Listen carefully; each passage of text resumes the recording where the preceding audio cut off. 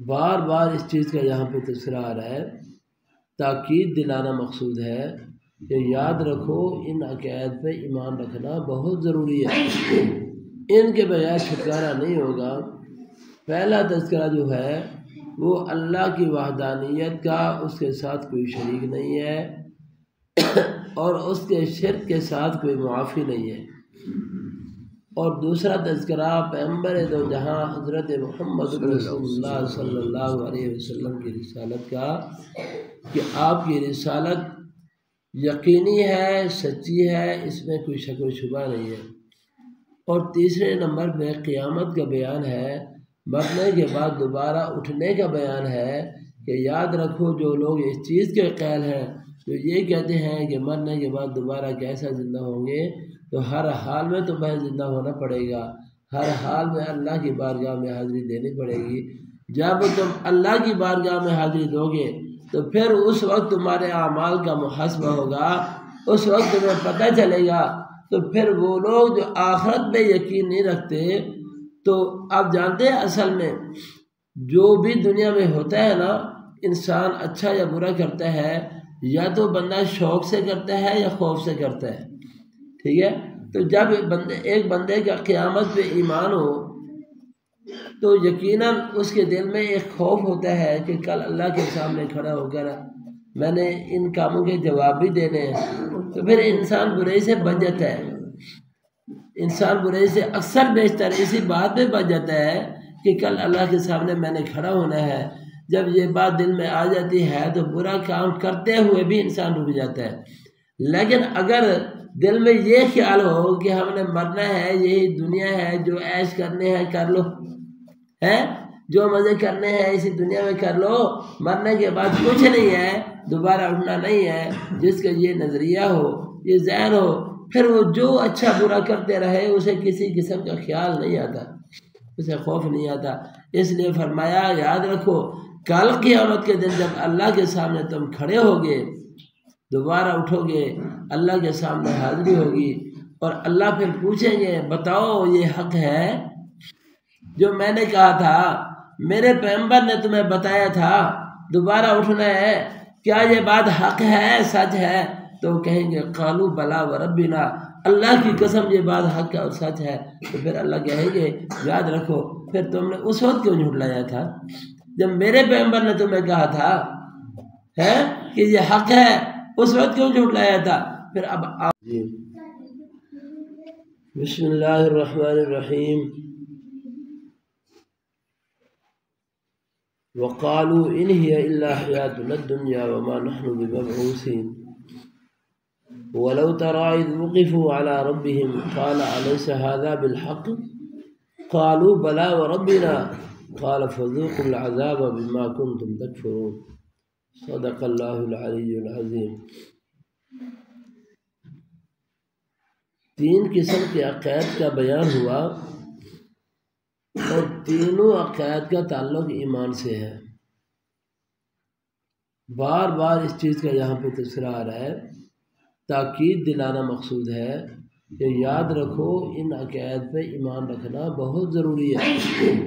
ان کے بغیر چھٹکارا نہیں ہوگا۔ پہلا تذکرہ جو ہے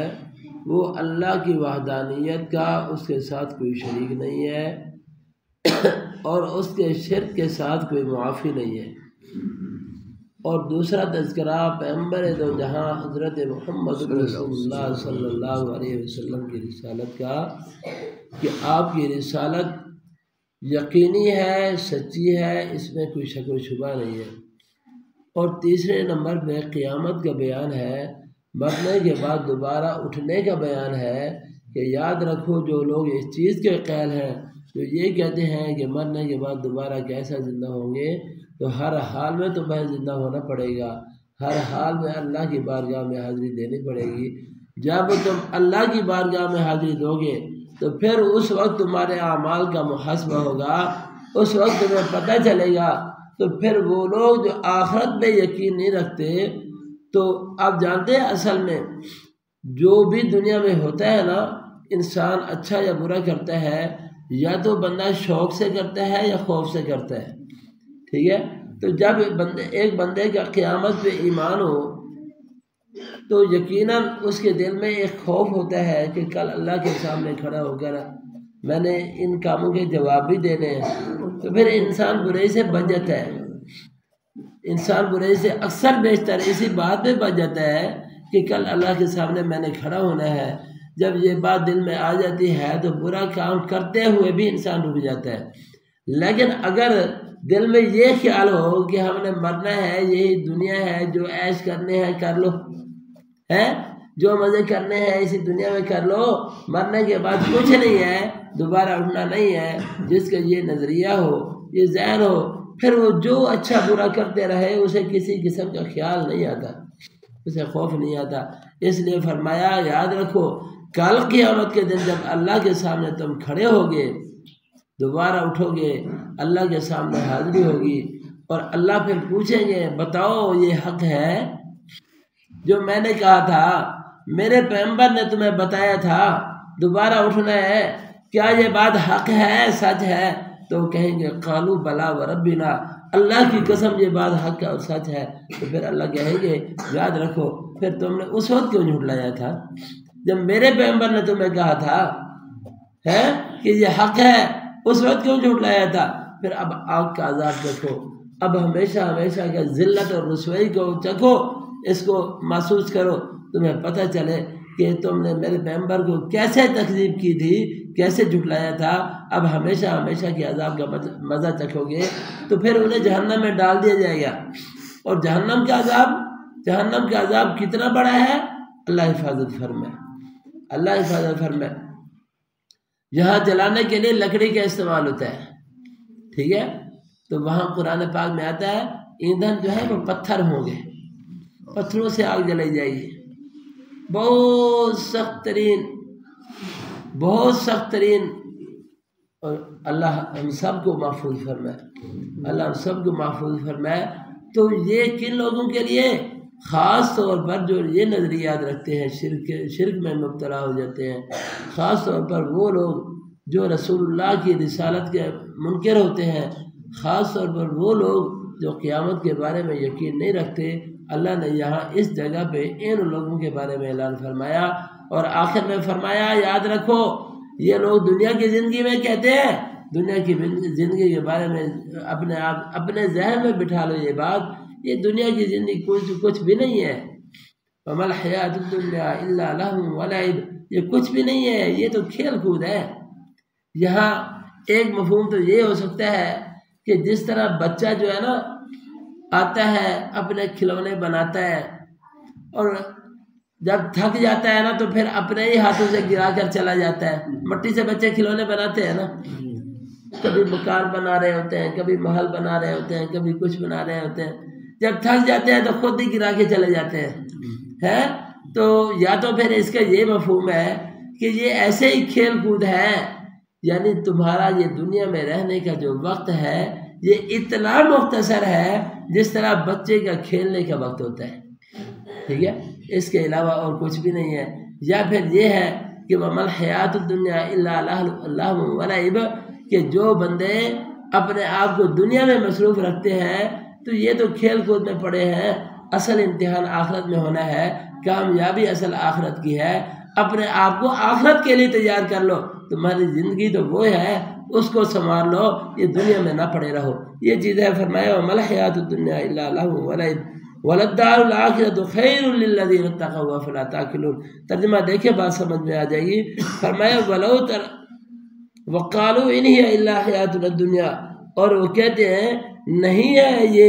مگر ہماری دنیا کی زندگی، وَمَا نَحْنُ بِمَبْعُوثِينَ، اور ہم دوبارہ نہیں اٹھائے جائیں گے، وَلَوْ تَرَىٰ إِذْ وُقِفُوا، اور اگر آپ دیکھیں اس وقت کو، اذ وقفوا، جب وہ ٹھہرائے جائیں گے، علی ربہم، اپنے رب کے سامنے، تو قال الیس ھذا بالحق، اللہ رب العزت فرمائیں گے کیا یہ بات حق نہیں ہے؟ قالوا بلا، وہ کہیں گے کیوں نہیں، قالوا بلا ربنا، اللہ کی قسم یہ حق ہے، قال فذوقوا العذاب بما کنتم تکفرون، اللہ پاک فرمائیں گے پھر چکھو عذاب کو بسبب اپنے کیا ہے ناشکری کے یا اپنے انکار کے، قد خسر الذین کذبوا بلقاء اللہ، تحقیق خسارے میں ہیں وہ لوگ جنہوں نے جھٹلایا اللہ کی ملاقات کو، حتیٰ اذا جاءتهم الساعة بغتة، حتیٰ کہ جب اچانک ان کے پاس قیامت آ جائے گی تو وہ کہیں گے یا حسرتنا علی ما فرطنا فیہا، یا حسرتنا ہے افسوس ہمارے اس وقت پر جو ہم نے غفلت میں گزار دیا ہے۔ غفلت میں گزارے وقت پر پھر اس وقت پچھتاوا ہوگا، اس وقت افسوس ہوگا، لیکن اس افسوس کا، اس پچھتاوے کا فائدہ نہیں ہوگا۔ آج فائدہ ہے، آج اس سے فائدہ حاصل کر لیں۔ قالوا یا حسرتنا، وہ کہیں گے ہے افسوس، علی ما فرطنا فیہا، اس پر جو ہم نے فضول گزار دیا، وہم یحملون اوزارہم علی ظہورہم، اور وہ اٹھائیں گے اپنے بوجھوں کو اپنی پشتوں پر، الا ساء ما یزرون، بہت برا ہے جو وہ اٹھائیں گے۔ وما الحیات الدنیا الا لہو ولعب، نہیں ہے دنیا کی زندگی مگر کھیل کود، وللدار الآخرۃ خیر، اور آخرت کا گھر ہی بہتر ہے، للذین یتقون، ان لوگوں کے لیے جنہوں نے تقوی اختیار کیا۔ افلا تعقلون، کیا تم عقل نہیں رکھتے؟ اللہ رب العزت اصل میں یہ فرمانا چاہتے ہیں تمہیں عقل نہیں ہے، شعور نہیں ہے۔ اللہ نے تمہیں شعور دیا ہے، عقل دیا ہے، تھوڑا سا سوچو، تھوڑا سا غور و فکر کرو۔ تمہیں جس انداز سے سمجھایا جا رہا ہے اگر تھوڑا سا غور و فکر کر لو تو بات تمہارے پلے پڑ جائے گی، لیکن تم غور و فکر ہی نہیں کرتے، عقل نہیں رکھتے۔ اللہ ہم سب کو سمجھنے کی، عمل کرنے کی توفیق عطا فرمائے۔